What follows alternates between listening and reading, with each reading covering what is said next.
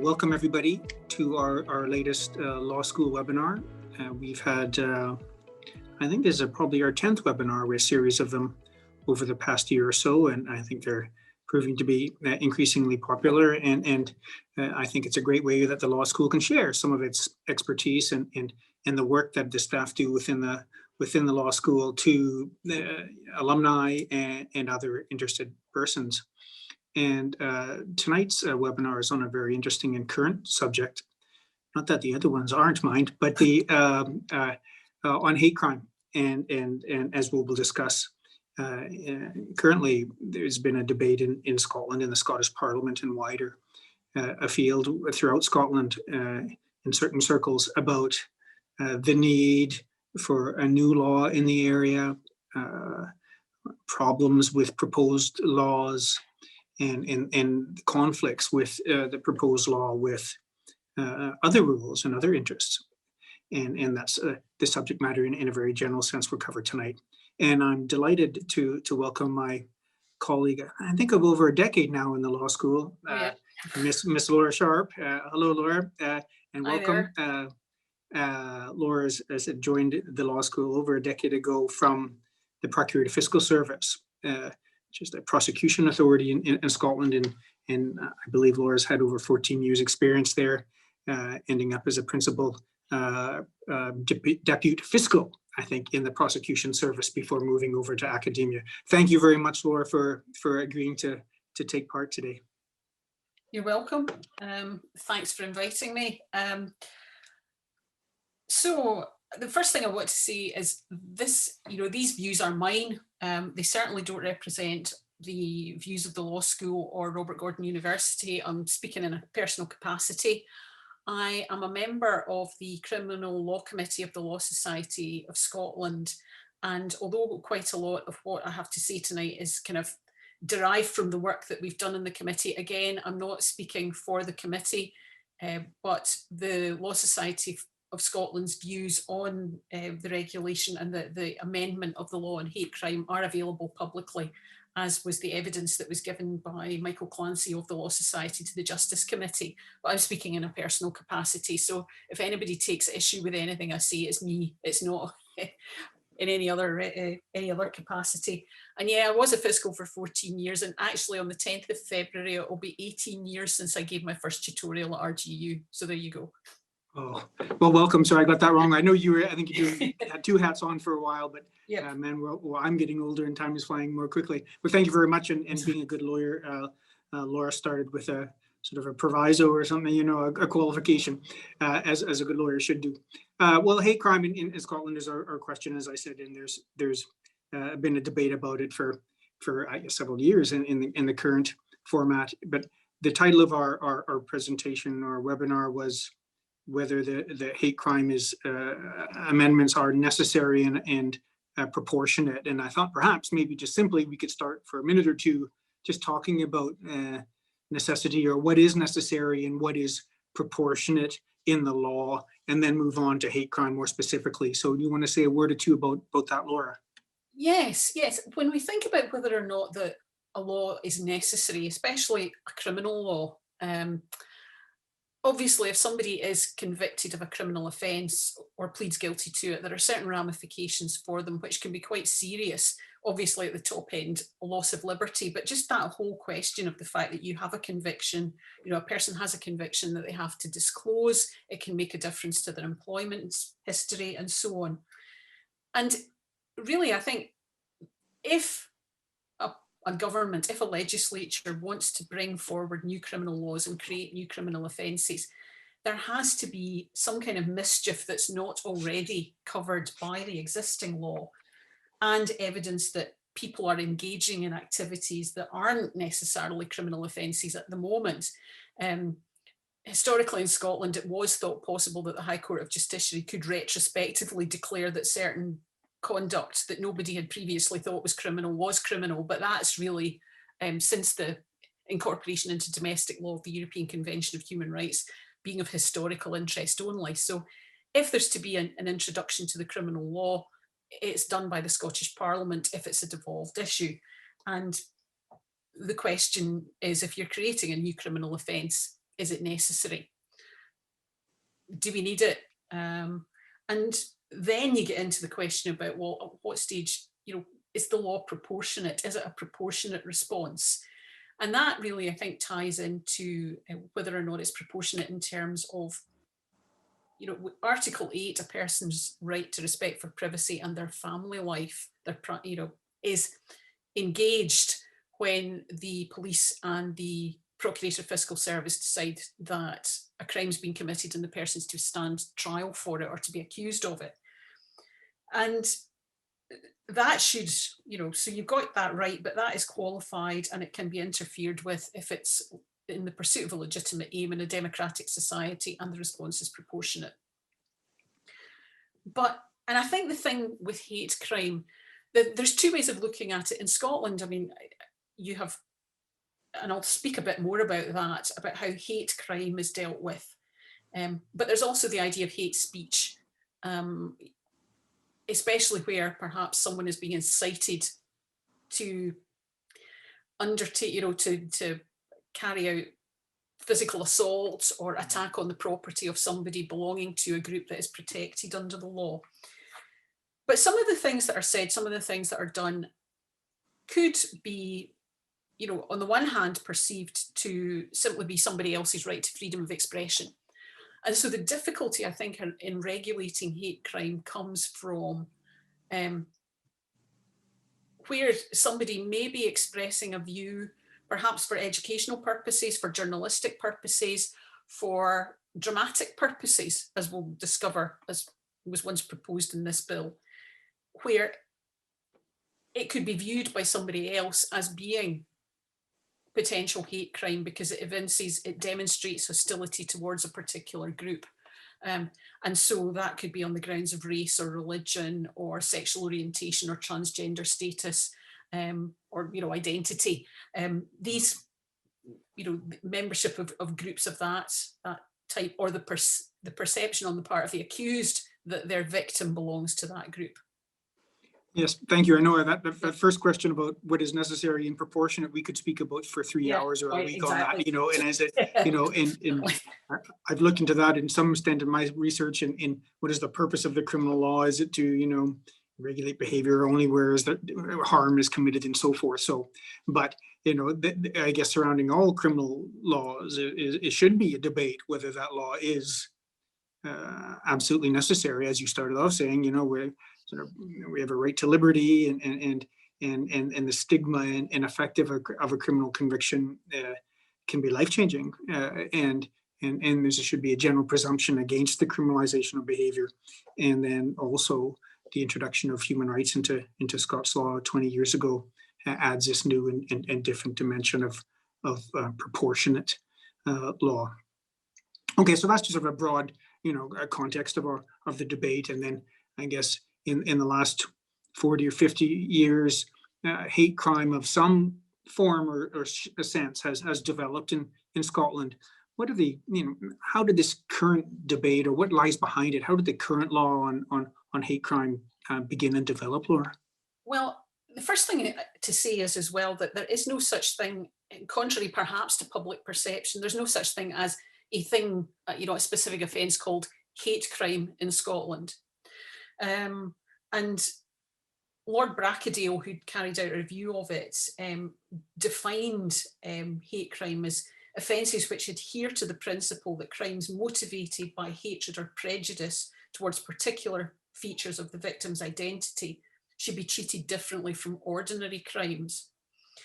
And so there's this idea of aggravation, a baseline offence such as assault, or at the most serious end, murder, attempted murder, assault, breach of the peace, or offences under the Communications Act, or threatening or abusive behaviour, are in some way made worse by virtue of the fact that the conduct was targeted at somebody because of their race, because of their religion, because of their sexual orientation, transgender identity, or disability is another one under the current law.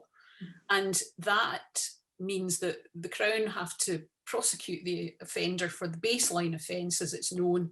And then if the evidence, if the court is satisfied that the aggravation, that there was this aggravation because the person evinced malice and ill will, as the language of the Act says, then that can be reflected in their sentence. That's one way of dealing with it. But that is a more recent development than, I suppose, back in 1976, the Race Relations Act first introduced, from what I can see. There might have been something before that, but I don't think so. The crime of incitement to racial hatred. But only racial hatred, none of the other, what are now called protected groups, were included. It was an incitement, so somebody inciting others to do harm to folk on the grounds of their race. Though that offence was reenacted in the Public Order Act in 1986, along with some other offences. So it was the use of words or behaviour, in such a way as to stir up hatred, as it's now described. But, also publishing or distributing material, the public performance of a play, which involved the director or the producer, but not performers, recordings, cable programming services, and also possession of racially inflammatory material. So these were all under the Public Order Act, which was a UK statute, because at the time it was passed, there was no Scottish Parliament. There's not many reported cases on these offences, which is not to say that they're not happening. It's just that nobody's appealing and the cases aren't being reported in the law reports. Then in 1998, the Crime and Disorder Act introduced a new offence of racially aggravated harassment. So again, it was a UK statute. It was introduced across the UK. It was pretty difficult to prove because harassment involves at least 2 occasions. You had to prove that the person was motivated by, it was racially aggravated, and that, that was what the motivation behind it was. And it was quite difficult for prosecutors to get all those bits of the jigsaw together. And also at that time, that was where you saw the first statutory aggravation introduced also by the Crime and Disorder Act.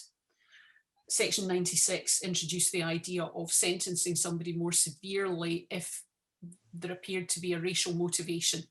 And the language has always been if you evince malice and ill will towards somebody because of their membership or perceived membership of that group. So that was where we were. And then in Scotland, in 2003, religious prejudice was introduced under the Criminal Justice Scotland Act. And I was checking to see if there was any sort of rationale behind doing that at the time and looking at the policy memorandum to the 2003 Act. And I discovered that the section was introduced at quite a late stage in the legislative process.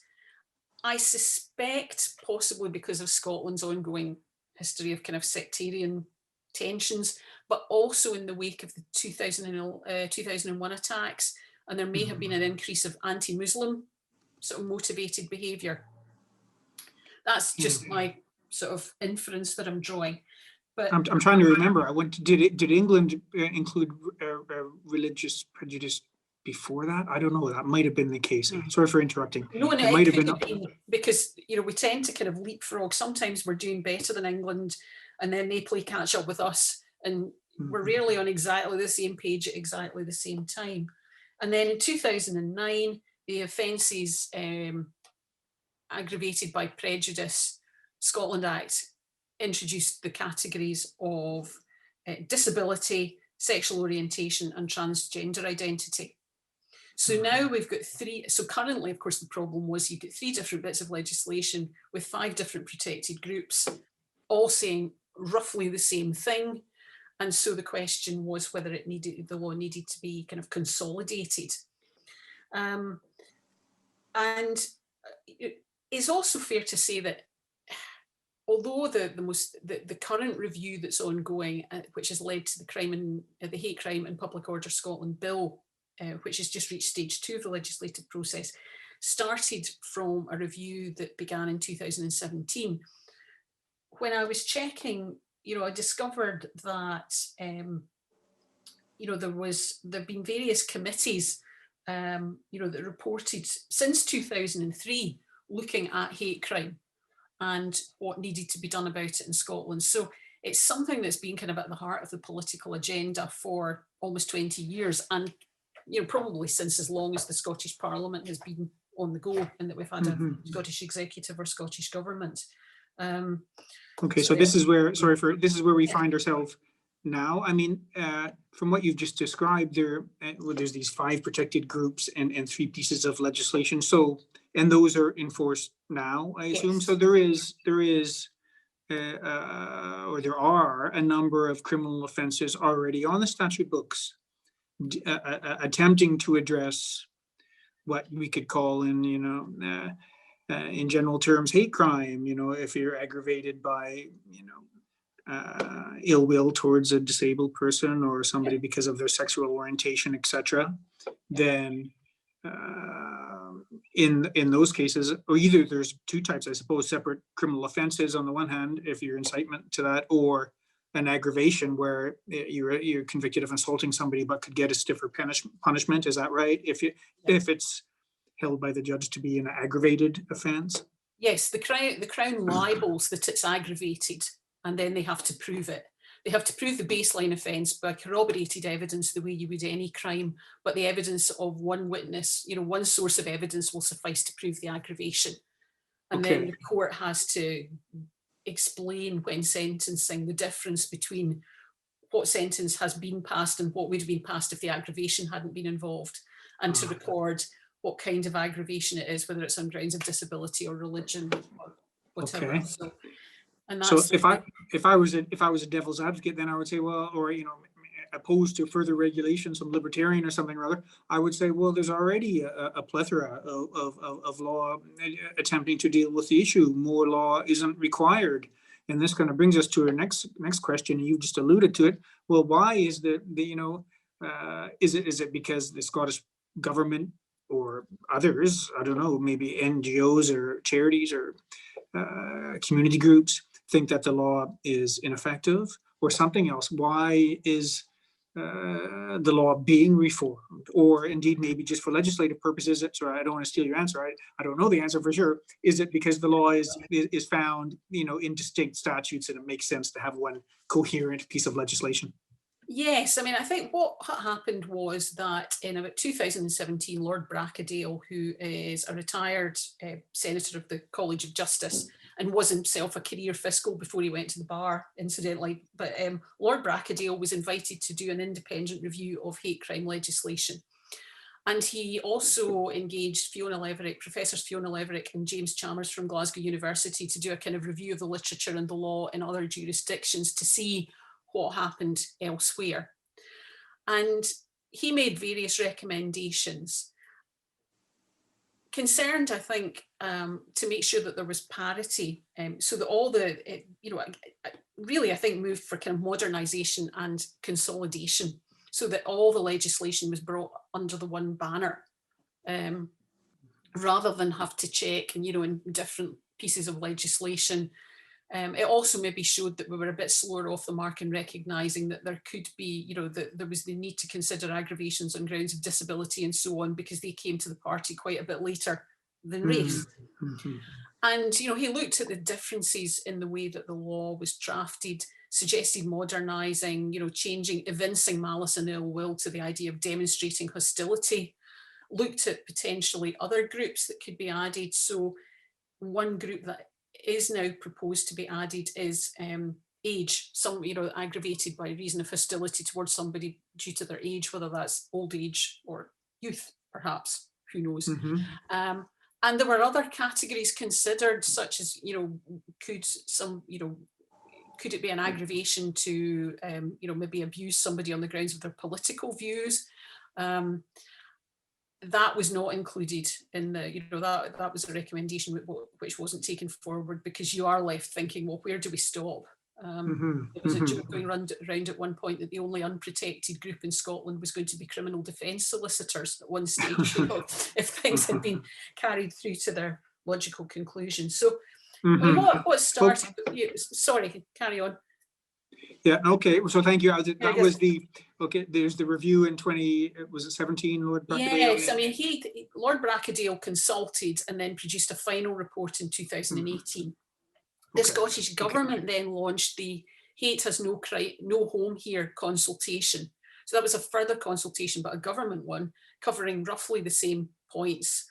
the ones that they wanted to take forward from Lord Bracadale's recommendations.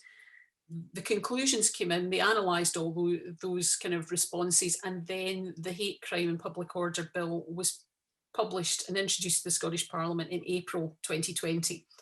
Okay, so that's where we are now, and I guess yeah. when our guests listen to the news or hear it in the news, it's most likely about the procedure and the state of that law. Yes. That is now on as a bill, which is a legislative proposal. So it may well end up to be a law or may not, but it's in the process of possibly becoming law. The Hate Crime and Public Order Bill, Public Order Scotland Bill 2020.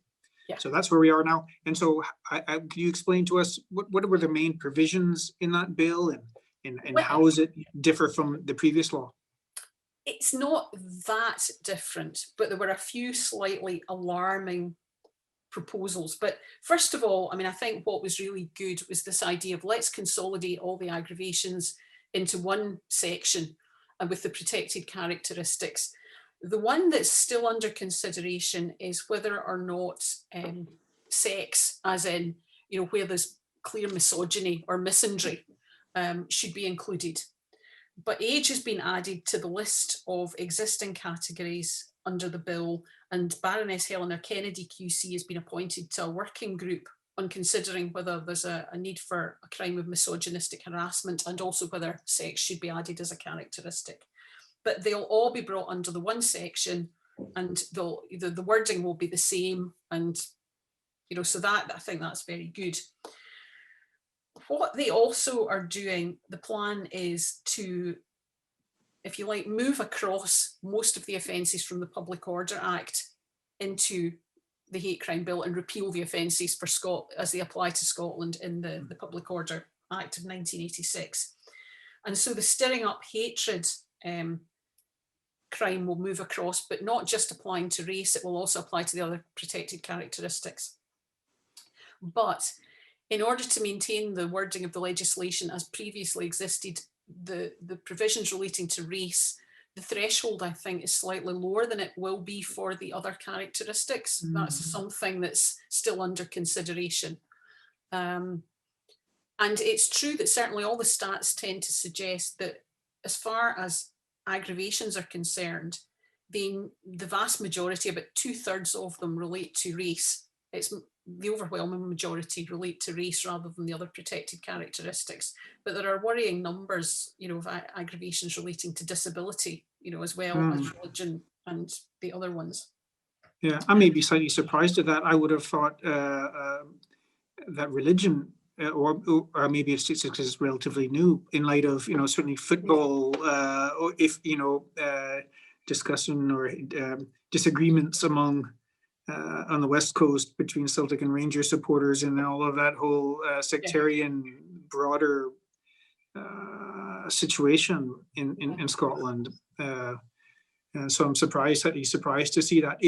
But I assume religion is one of those protected characteristics. So if there was that sort of behavior, I know because there has been the amendment or the repeal of an attempt to address football and threatening communication in Scotland. So is this could this cover roughly the similar behavior? I mean, you know, it could. That was repealed. Yes, it could. I mean, there have been quite a few reported cases with the religious aggravation in them that have emanated from football. And I think probably one of the most recent examples of the religious aggravation was Or against Mundell from, I think, 2018. But anyway, it was a chap who stood on the outside, you know, on the steps of St Mirren's Cathedral in Paisley, bearing a placard which said something along the lines of "God hates Catholics" at the time where people were going to and from worship. And there wasn't really much doubt that you could infer that you were evincing hostility or malice and ill will towards, you know, the Roman Catholic congregation of the cathedral. You know, but if you feel it, you know, you can check out the case. But that, you know, that's pretty much what his placard said.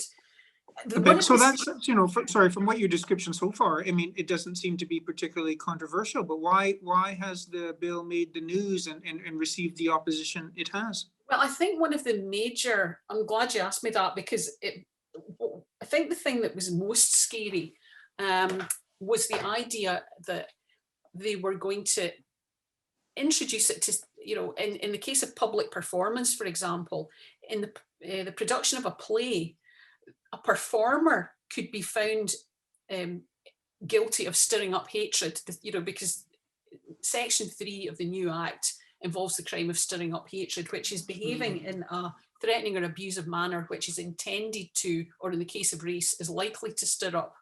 No, sorry, in the case of race, also could be insulting. And you could have a play where the performer is acting a part where no one's meant to sympathise with them, but some idiot in the audience could think it was a really good idea to kind of be encouraged and to act out on what that character was saying. And if someone, you know, so, and again, the worrying thing was that the Scottish government didn't include any reference in their policy memorandum as to why they felt it was necessary to add actors to the producer or director of a play. Well, I remember historically, I think this was when religion was added in England a number of years ago.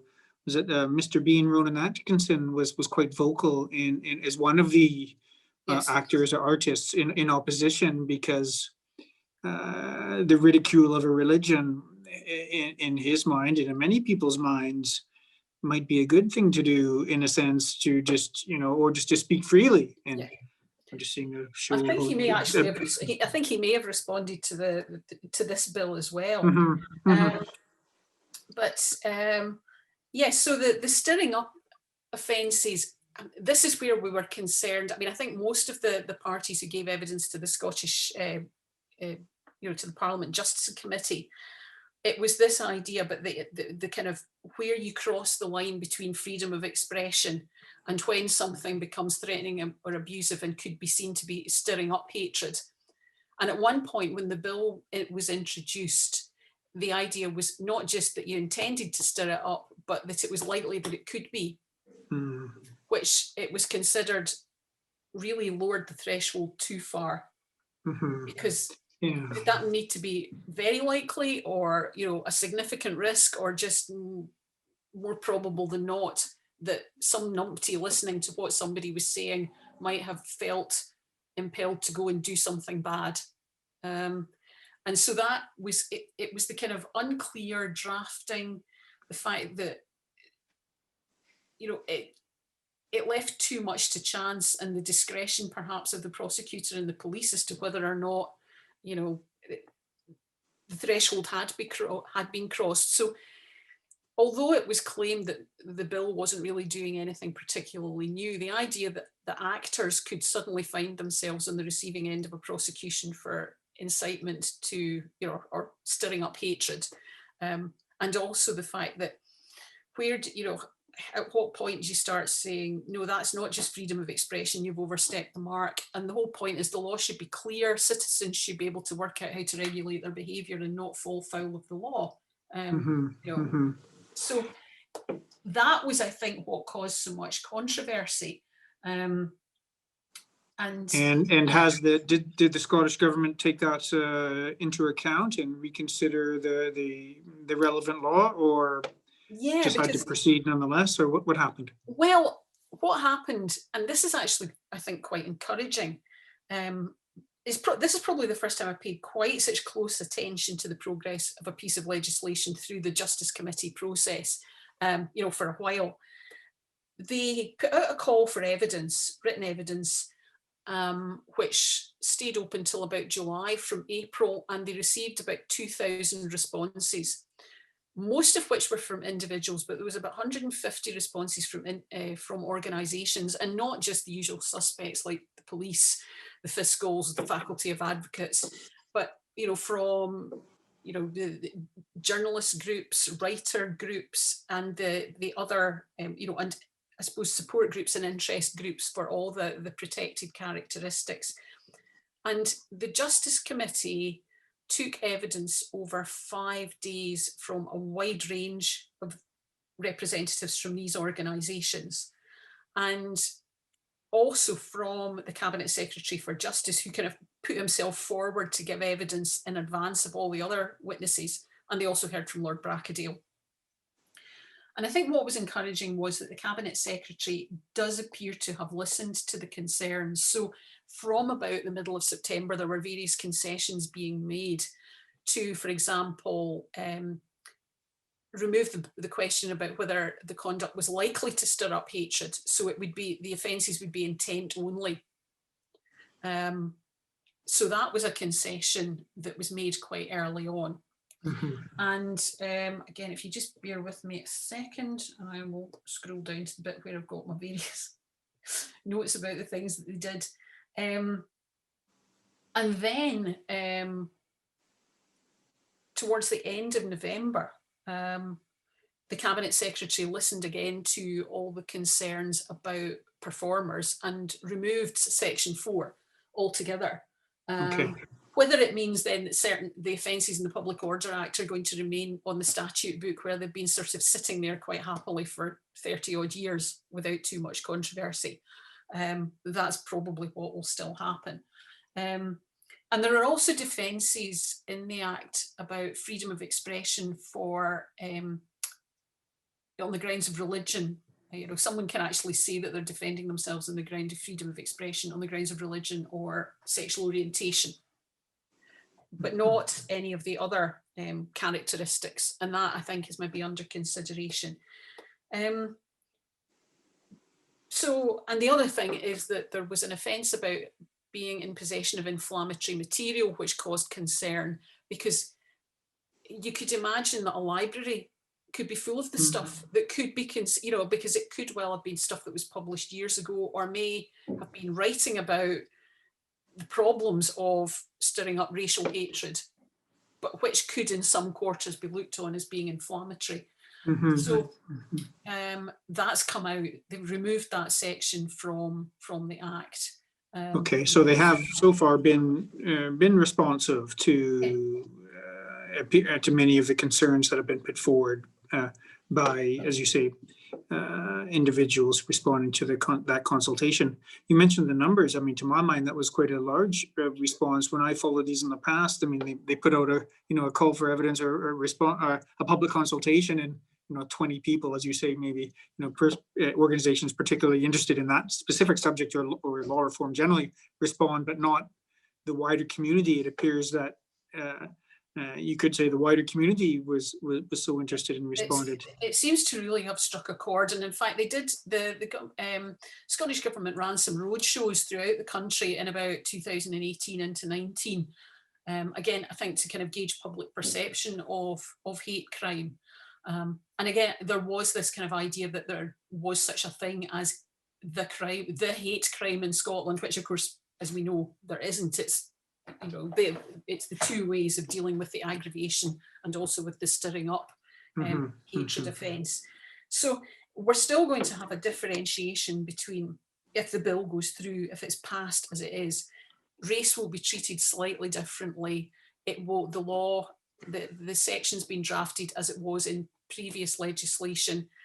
That's possibly slightly uncomfortable still, because in a way it perhaps suggests that if you're a victim on grounds of your race, that puts you kind of above all the other protected characteristics, or it's perhaps a tacit explanation that, or admission that the law as drafted in respect of stirring up racial hatred maybe wasn't ideal, but it's very difficult to go back on it. Maybe there are arguments for saying, well, if you're going to have it for all the protected characteristics, it should be the same way. But yes, so we'll see what happens there, because we're still at the government's made various concessions, but there will still be amendments to be tabled to the bill as it stands. And we've got the added excitement of the government's got to get it over the finishing line before this session of the Parliament closes. If the elections are going ahead in May, then I think we've got till no later than the 5th of May, and it's all got to be done and dusted, or the whole thing falls and we'll have to start again. Yes, but that's the imminent election. Well, as you say that, and who knows what's going to happen in that regard with the current restrictions and so forth. That's very interesting. So I guess this is the state of play we're at now, I guess was my next question. Yeah. It's still in front of Parliament at the second stage? It moved into the second stage on the 18th of December. Okay. And so there may be a little time to go before, certainly if there's going to be further amendments before it could become law.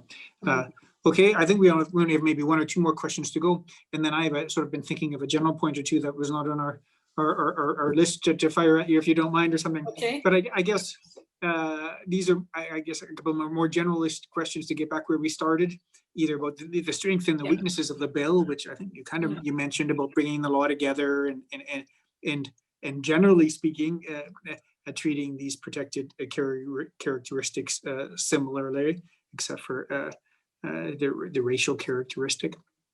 And related to that, and well, just maybe your view of what will it take to have law that is necessary and proportionate? Is it ever possible, I guess, maybe to have this objectively reasonable or perfect even law that addresses hate crime? I think we're getting there. I mean, at least in terms, of the consolidation of the aggravations. I think that we've made some strides there. I think as long as the law is accessible and it's comprehensible and it's applied consistently, and the judges who are supposed to apply it are not left scratching their heads working out what Parliament meant, and not having to spend ages looking at, they are now permitted to look at parliamentary material if the words of this, the section are unclear, but they don't really want to have to do that. The government acknowledges, and I think everybody acknowledges, that you can't just legislate your way out of, problems like this. And Lord Brackadale alluded to it in the preface to his report, where he quoted Martin Luther King when he was awarded an honorary degree, I think from Newcastle University, or somewhere anyway. He was given an award, a degree, an honorary degree, and he said something along the lines of, you can legislate your way, only so far. You need to kind of educate people and get them seeing that what they're doing, is wrong. To get them to think, why on earth would I abuse somebody on the grounds of, their transgender identity, or because they're disabled? That's just wrong. Yeah, well, that was my sort of my ending question, I think, is, is this predominantly a question for the law to address in any event, or is it, a wider societal issue, a question of, I don't know, is bigotry or maybe social deprivation or lack of education? I don't know what spawns, or community isolation, or these other issues. I think it's easier now. I mean, I'm not blaming the internet for everything, and I know everybody, it's perhaps easy just to say it's all the fault of social media, but I think that the filter of, where you can hide behind a keyboard and you can send emails or you can post stuff on social media that is just what you think, under the badge of freedom of expression, rather than stopping to think, would you say that to somebody's face? Would you make these comments in a room full of people, and would you not consider who you might be hurting, who you might be deeply, offending? Do you want people to like you? Why are you doing these things? And maybe there is just this lack of restraint or constraint that people have these days, because you can do it, because you can go on various platforms and just say what you feel without actually stopping to think what the consequences might be, and where there, in most cases, aren't really consequences. But yeah, maybe it is more, just a sense of trying to persuade people that actually, why do we still demonstrate prejudice towards other groups, especially when it's people we don't know, and so I think it's more than simply the legislation. And you know, you can't do everything by legislating, but sometimes changing the law can actually make people think slightly differently. You know, you sometimes use examples about, you know, drunk driving wasn't socially unacceptable, you know, one for the road, old chap, and all that, you know, in the sort of 1960s. Nowadays, you would just think that was absolutely awful. You know, maybe we changed our behaviour about plastic bag use before the pandemic because there was a levy charged, you know, there was the law changed, and then everybody started to think, well, actually, do I need this bag? So maybe, you know, actually in having these offences and these aggravations might make people see that, yeah, we can behave differently. Yeah, well, that's a very good point. I mean, you know, more of a, you know, a symbolic, and certainly if there's one single high-profile statute in the area, that may, you know, be the symbol, you know, that this behavior is societally wrong.